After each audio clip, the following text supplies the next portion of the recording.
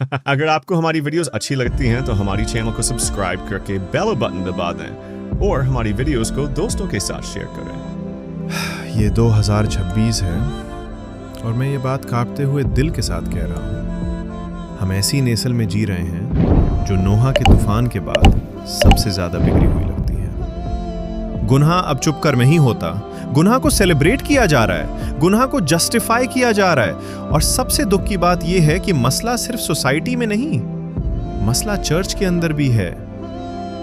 دنیا اور چرچ کے درمیان جو لکیر تھی وہ ڈھونڈلی ہو چکی ہے۔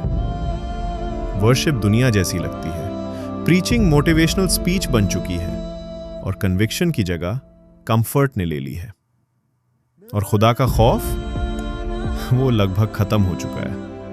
ہمیں سالوں سے سکھایا گیا گاڈ تمہارا دوست ہے، گاڈ تمہارا بڑی ہے، اس سے ڈرنے کی ضرورت نہیں، لیکن بائبل کچھ اور کہتی ہے۔ خدا کا خوف حکمت کی ابتدا ہے۔ امثال 9 باب 10 آیت۔ جو خدا سے محبت رکھتے ہو اس سے ڈارو، زبور 97 10 آیت۔ اور ہمارے خداوند یشوع مسیح نے خود فرمایا، ان سے مت ڈارو جو صرف جسم کو مار سکتے ہیں، بلکہ اس سے ڈارو جو جسم اور روح دونوں کو جہنم میں ڈال سکتا ہے، مٹی 10:28۔ یہ ہلکا جملہ نہیں ہے، یہ ایک مقدس تنبیہ ہے۔ خروج 20 باب یاد کرو، خدا نے بانی اسرائیل کو جمع کیا، پہاڑ آگ سے جل رہا تھا، دھواں آسمان تک اٹھ رہا تھا، بجلی چمک رہی تھی، زمین لرز رہی تھی، نرسنگھا کی آواز اتنی بلند ہو رہی تھی کہ لوگ کان پکڑنے لگے، یہاں تک کہ موسیٰ نے کہا، میں سخت ڈرا اور کانپ اٹھا۔ پھر موسیٰ نے لوگوں سے کہا، مت ڈارو، خدا اس لیے آیا ہے تاکہ اس کا خوف تمہارے سامنے رہے، تاکہ تم گناہ نہ کرو۔ خروج 20 باب 20 آیت۔ سنا آپ نے؟ خدا کا خوف تمہیں گناہ سے روکتا ہے۔ آج اتنا گناہ کیوں ہے؟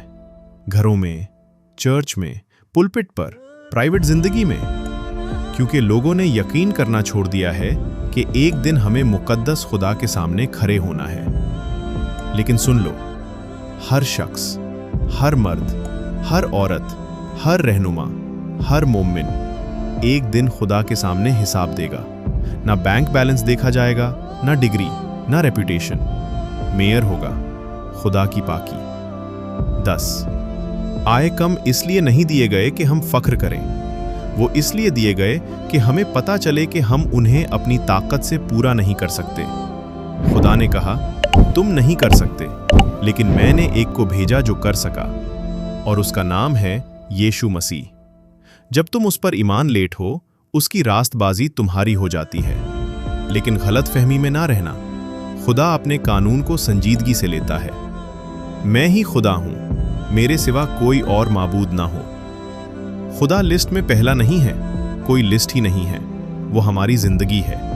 پھر فرمایا، کوئی تصویر مت بنانا، تم خدا کو کسی شکل میں قائد نہیں کر سکتے، وہ روح ہے، اس کا نام بیکار میں مت لینا، اس کا نام پاک ہے۔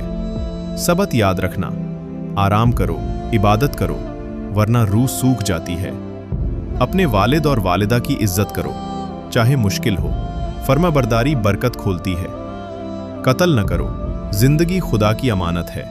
زنا نہ کرو، شادی ایک مقدس عہد ہے، یہ کیجول ریلیشن شپ نہیں۔ چوری نہ کرو، اگر چیز تمہاری نہیں اسے ہاتھ مت لگاؤ۔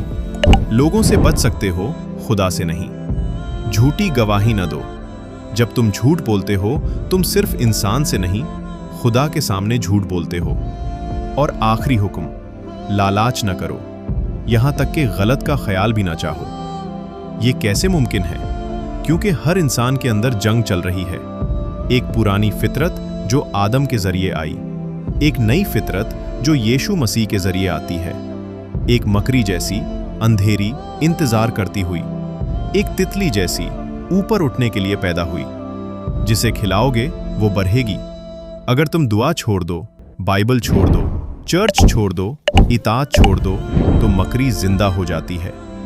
لیکن اگر تم خدا کا خوف رکھتے ہو، اس کا کلام پڑھتے ہو، گھٹنوں پر جھکتے ہو، مومنوں کے ساتھ چلتے ہو، तो तितली पर निकल लेती है। दोस्तों, ये जिंदगी ज्यादा दायर नहीं, जल्द हम सब उसके सामने होंगे और मैं चाहता हूं कि उस दिन मैं बुलंदियों पर उड़ रहा हूं। खुदा का खौफ वापस लाओ, पाकी वापस लाओ, संजीदगी वापस लाओ, क्योंकि खुदा का खौफ ही हमें गुनाह से बचाता है और जिसने हमें बचाया है वो आज भी मुकद्दस है। आमीन। अगर आपको ये वीडियो पसंद आए तो इसको लाइक करें और चैनल को सब्सक्राइब करके अपने दोस्तों के साथ शेयर करें ताकि वो भी बरकत पा सकें। खुदा आपके साथ हो।